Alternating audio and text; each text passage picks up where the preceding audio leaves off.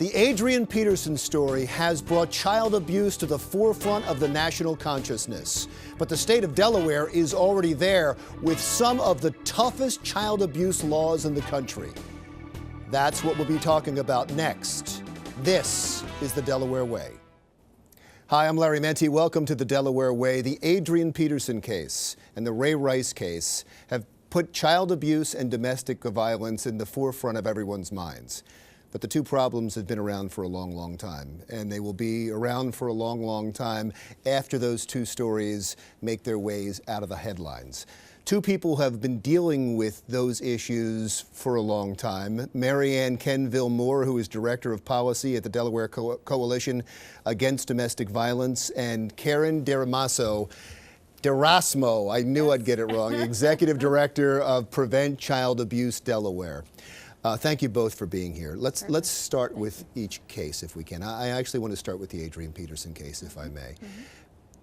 The video, the details of the case were shocking to just about everyone. Were they shocking to you, Maryann?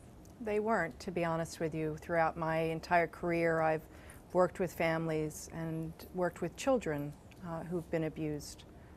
So it's not a surprise to me. We know that the prevalence of child abuse for many people might be surprising, but the prevalence is quite high. And Karen, to you, was it surprising? Unfortunately not. Even with, I think the reason it was so stunning to people is because it was Adrian Peterson. He had this lifestyle, he had all this money, he was making millions of dollars a year, he had so much to lose. That's not what matters. It is not. I think most parents, and I'm talking 99% of people who become parents, want to do a good job of raising their children. And unfortunately, people, including those like Adrian Peterson, who have lots of resources, don't have a lot of good information about what it means to be a good parent and how to provide discipline that's needed in a way that's actually beneficial to the child. When Adrian Peterson was interviewed, they said he was matter of fact, that he's told everything. He said, this is what I did because this is the way I was raised. Right. And he admitted to getting the switch, to a whooping, and talked in detail about what he did as if he didn't think he did anything wrong. Right. Right. And that exposes a cycle of domestic abuse or child abuse that you probably see all the time, Maryann. It does. And the reality is that many people parent the way that they were parented, and they look at situations and they say, well, this happened to me and I've turned out okay, so that must be the right way of parenting. But we also know that children really benefit from more of a positive parenting style than that negative piece. And although you might have turned out well, it might have been because you had a loving and caring other parent or relatives who nurtured you in other ways, that you had talents or gifts that other children might not have. So what might happen in one situation with one child and have very little negative impact could be significant to another child. If there is any kind of silver lining in the Adrian Peterson case, is it awareness? Have more people become aware about what is child abuse? Sure, and I think people are talking about what those levels of abuse are. You know, Karen and I were talking earlier, it's difficult to move away from parents using corporal punishment. But that level of abuse that child, Mr. Peterson's child, experienced was extreme. And I think most people, most reasonable people, can see that.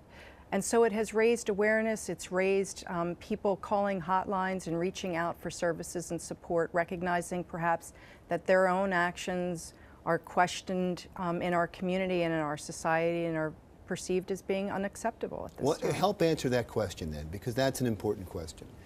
When does disciplining your child become child abuse? I think it really depends on the child.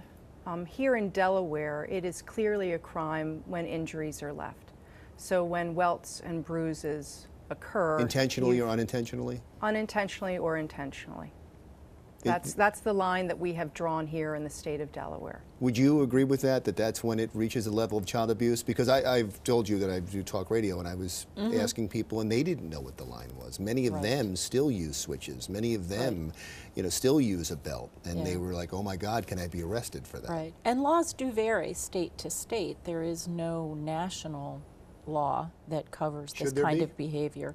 We would like to see a national movement to really work on the issues of preventing family violence, both child abuse and domestic violence, so that we're all really pulling in the same direction. But right now there is not such an effort. Clearly we're working on those issues, but it would be great if we even knew what the numbers of children who are being abused was across the nation. Those numbers are reported differently state by state. So it's not an area where we have even a lot of good information about what's happening. But clearly, in addition to awareness, what we're really trying to establish is that people understand not only that child abuse and domestic violence are terrible, but what can be done to prevent them from happening in the first place.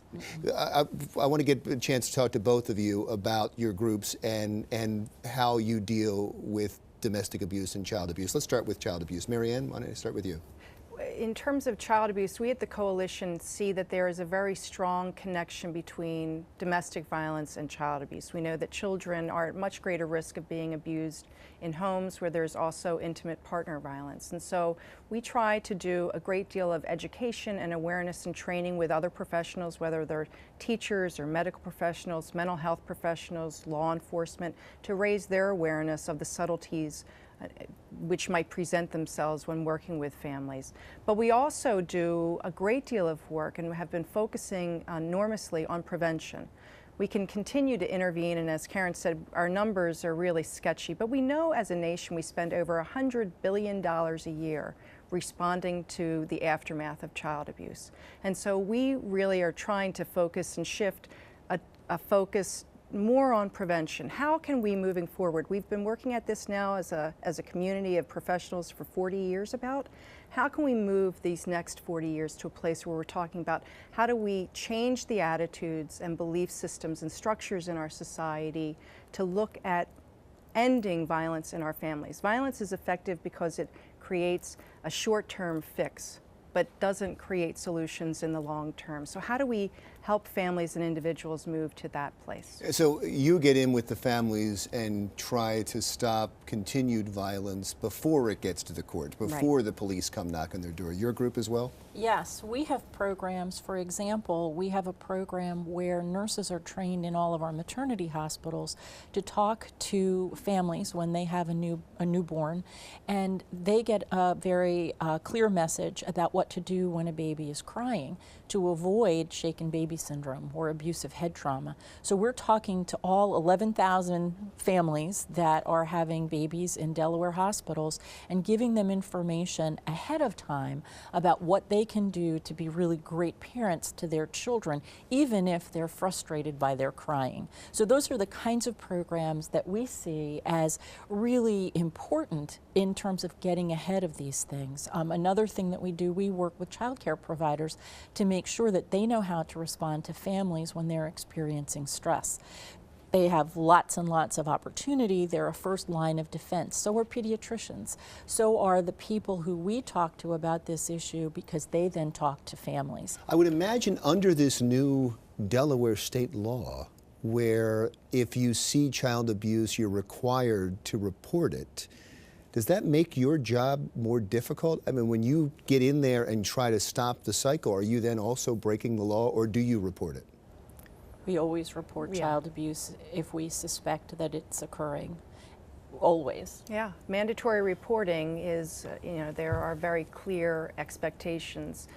And it's not just because it's a law, but it's also what we believe is the right thing to do. That we need to have families recognize that their behavior perhaps is out of control and that they need help. But we also want to encourage providers to work with families if they find themselves in those situations where they have to report them. Shaming and blaming and causing individuals to feel like they're pariahs in our society is not our goal. What we want to be able to do is help, along with people, work on how we can create solutions. But much of what you do is based on trust, and that if they think that you're going to report them and the police are going to come to their door, doesn't that hurt that trust? We make that clear to people ahead of time. For example, if a home visitor is going to go out and make visits to families when they have a newborn, we have to be clear with the people we're trying to serve that if we identify something within the situation that makes us suspect that child abuse or neglect is occurring, that will have to be reported. But again, the goal of that is really, unfortunately, sometimes that's when people get the help that they need. I understand. We talked about two cases, Adrian Peterson and Ray Rice, and one deals with child abuse, which we've been talking about. One deals with spousal abuse, and we'll continue the conversation with spousal abuse when we come right back.